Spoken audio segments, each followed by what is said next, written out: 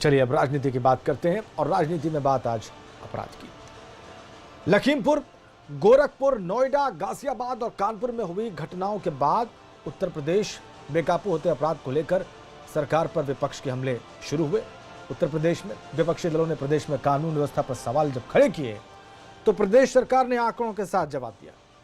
सरकार ने 1 जनवरी 2020 से 31 जुलाई 2020 तक राज्य में लूट, हत्या, अपहरण, डकैती, बलात्कार जैसी घटनाओं के आंकड़े जारी कर दिए, सार्वजनिक कर दिए और दावा किया कि बीते साल यानी 2019 के मुकाबले इस साल अपराध में कमी आई है।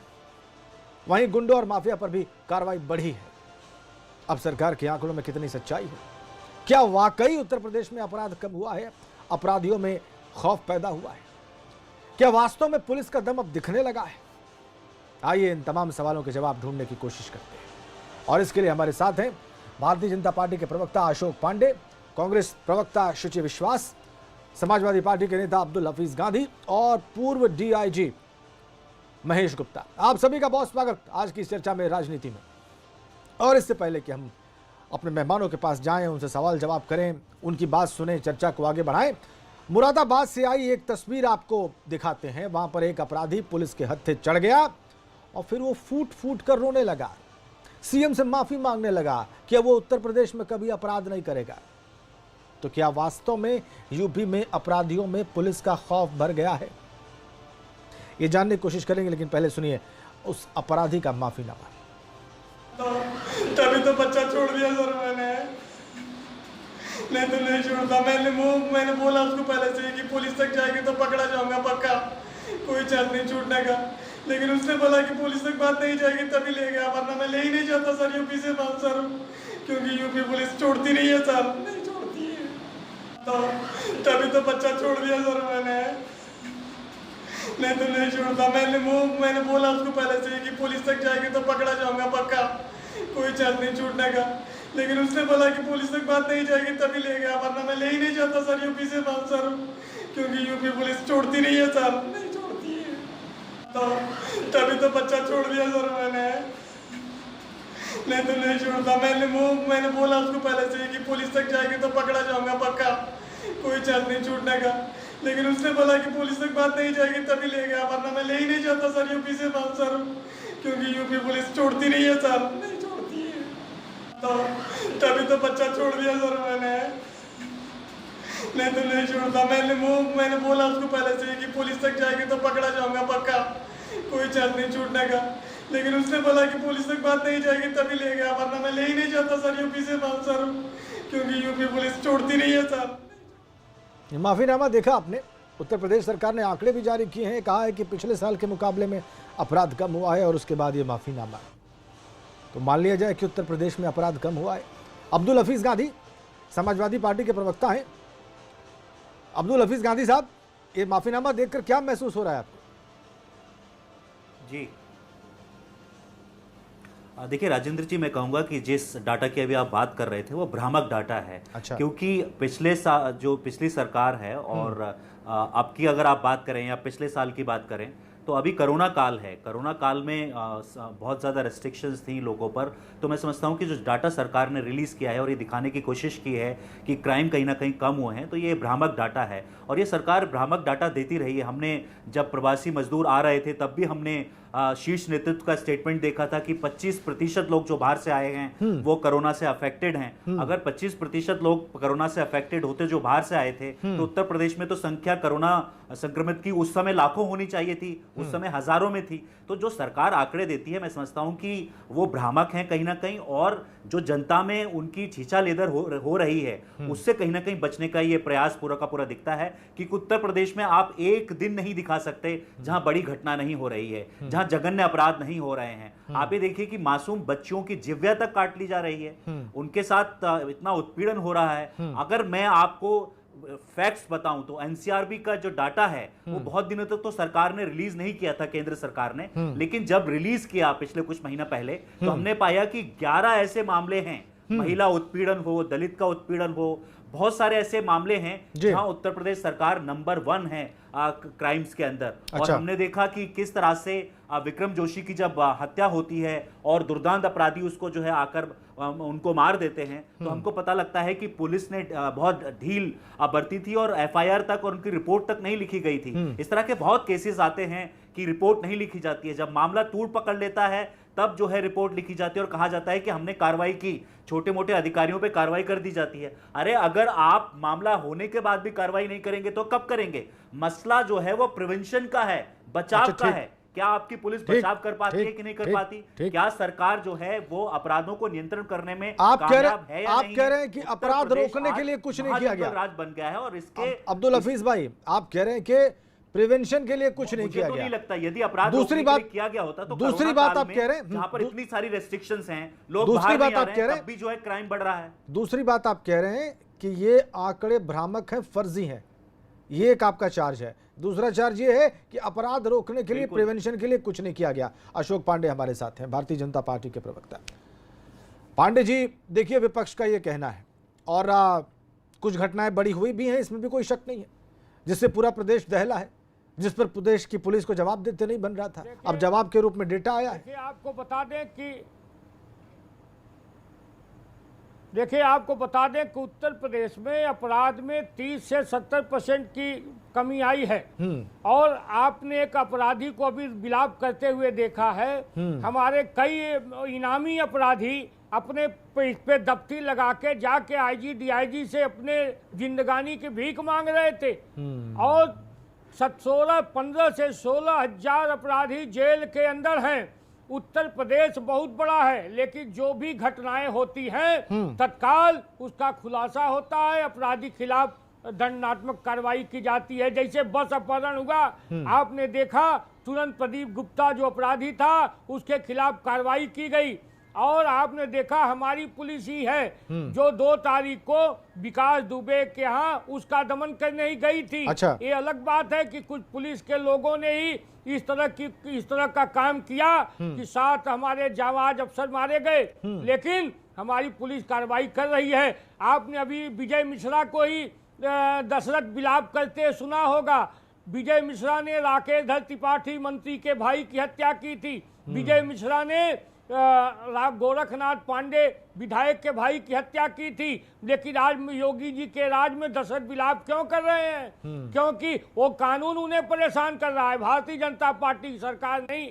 उन्होंने एक तिवारी की जमीन को जबरी हड़पने का प्रयास किया, कानून अपना काम कर रहा है, अपराधी भाग रहा है। अच्छा। लेकिन ये दुर्भाग्य समाजवादी पार्टी के लोगों को दिखाई नहीं देगा, क्योंकि इन लोगों ने प्रदेश में अपराध का राजनीतिकरण करने का प्रयास किया। मुख्तार अंसारी इनके आदर्श हैं, अतीक अहमद इनके आदर्श हैं, विजय मिश्रा इनके आदर्श हैं। ये दुर्भाग्यजनक है।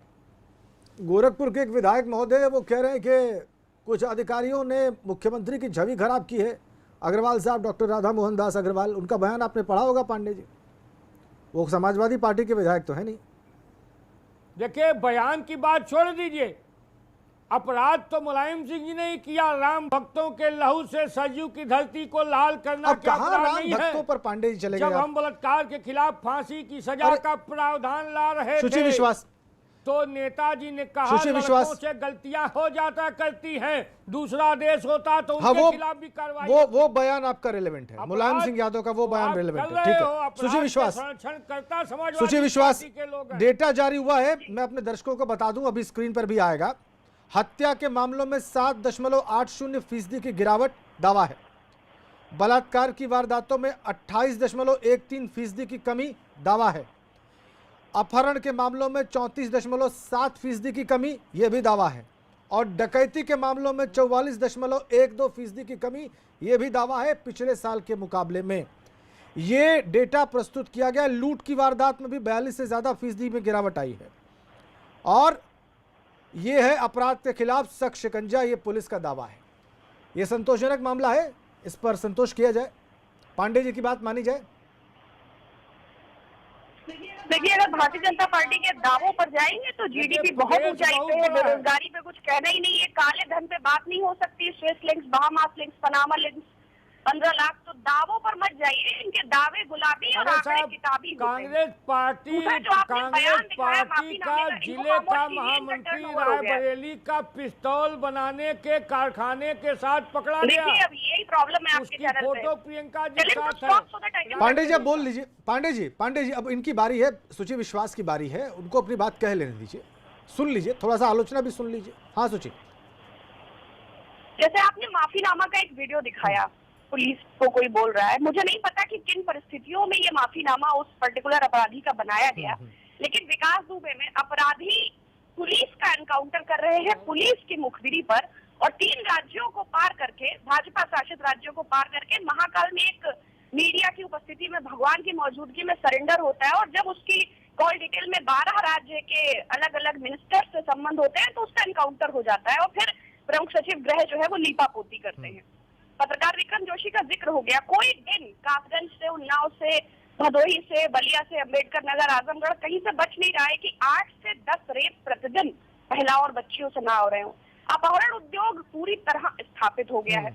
बेरोजगारी का आलम आप देख ही रहे हैं, और कानून और व्यवस्था पर सरकार किस तरह विफल है, ये प्रत्यक्षम किम प्रमाणम।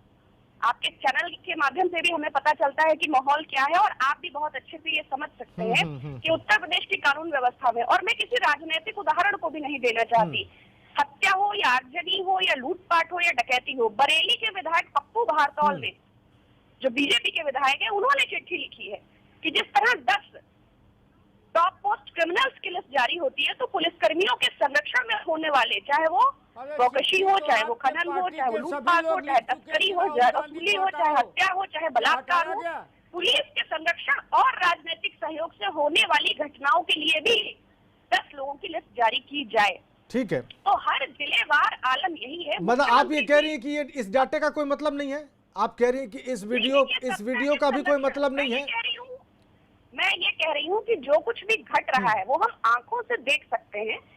आज के युग में कुछ भी छुपा नहीं है, और डेटा, मैंने कहा ना, डेटा के तो मास्टरमाइंड है, इसीलिए मैंने सीधा आपको जीडीपी, एनएसएसओ, और फिर हम centre for monitoring Indian economy के डेटा की भी बात करें। अब इकोनॉमी की डेटा की बात किसी और दिन करेंगे, सुचि विश्वास। इकोनॉमी पर किसी और दिन बात करेंगे, उसके लिए बिल्कुल एक अलग बहस होगी।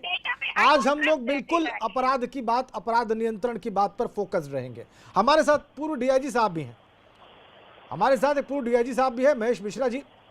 मिश्रा जी, ये जो दावा किया जा रहा है, ये कहा जा रहा है डेटा प्रस्तुत करके, अभी हमने स्क्रीन पर रखा भी, सिलसिलेवार की डकैती, लूट, हत्या, बलात्कार, इन तमाम घटनाओं में कमी आई है।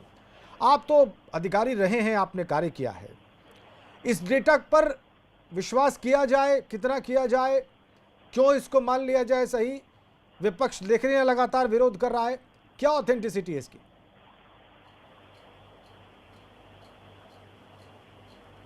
देखिए, सरकार ने डाटा प्रस्तुत किया है, तो निश्चित रूप से सरकार का वर्जन यदि आप मानते हैं तो इस डाटा को सही मानना होगा। और यदि हम ये कहें कि अपराध का परसेप्शन, यानी अपराध होता हुआ देख रहे हैं समाज में, क्या परसेप्शन अपराध का, ये डाटा पर कभी निर्भर नहीं होता। ये निर्भर होता है उस आदमी के अप्रोच, सड़क पर चलता हुआ आदमी, सड़क पर चलता हुआ आदमी क्या महसूस करता है। सड़क पर चलता हुआ आदमी अपने सुरक्षित महसूस कर रहा है, नहीं कर रहा है। सड़क पर चलती हुई लड़की यदि वो स्कूल जा रही है या स्कूल से आ रही है, या महिला कोई रेलवे स्टेशन से अपने घर आ रही है, या अपने कार्यस्थल से अपने घर आ रही है, या अपने कार्यस्थल पर जा रही है, तो वो कितना सुरक्षित महसूस कर रही है, बस में, ट्रेन में, सड़क पर। तो ये इस पर निर्भर करता है। आदमी प्रभावित है छोटे मोटे अपराधों से। यदि देखिए, पुलिस 2 तरह से काम करती है। एक तो फायर फाइटिंग होती है, कहीं आग लगी और फायर की गाड़ी गई, फायर टेंडर गया और उसे आग बुझा के चलाया, उसके बाद हमें कुछ मतलब नहीं जी, फिर क्या हुआ, क्या कुछ नहीं मतलब। तो एक तो इस तरह से कार्य होता, अपराध हुआ, हम गए, हमने अपराधी पकड़े, अपराध का अनावरण किया, अपराधी पकड़े, जेल भेज दिए। उसके बाद एक बड़ी लंबी कहानी प्रोसिक्यूशन की, उसमें हम कितना ध्यान देते हैं। अपराध के आंकड़े तो हर सरकार प्रस्तुत कर देती है, लेकिन कभी ये सरकार ये आंकड़े प्रस्तुत नहीं करती है कि हमने कितने अपराधियों को सजा दिला दी, बहुत खूब, कितने अपराधियों को हमने कन्विक्ट करा दिया, कितने अपराधी सजा पा गए, चाहे वो। जी सर, जी जी जी, प्लीज कंटिन्यू इस चीज का। और हालत यह है कि गिरती जा रही है। शोषण, जो अपराधियों का जो कन्विक्शन रेट है वो लगातार गिरता जा रहा है, वो बढ़ नहीं रहा है। यदि सरकार उस रेट को बढ़ा दे, यदि कन्विक्शन रेट को बढ़ा दे। ठीक है मिश्रा जी, आपकी बात हमें मिल रही है। एक छोटे से ब्रेक के लिए रुक रहा हूं। बिल्कुल बिल्कुल अब्दुल हफीज गांधी, मुझे मालूम है आपको बहुत कुछ बोलना है और अशोक पांडे से मुझे उत्तर भी लेना है। मिश्रा जी ने बहुत महत्वपूर्ण बात कही है। इस छोटे से ब्रेक के बाद उसी बात पर बात।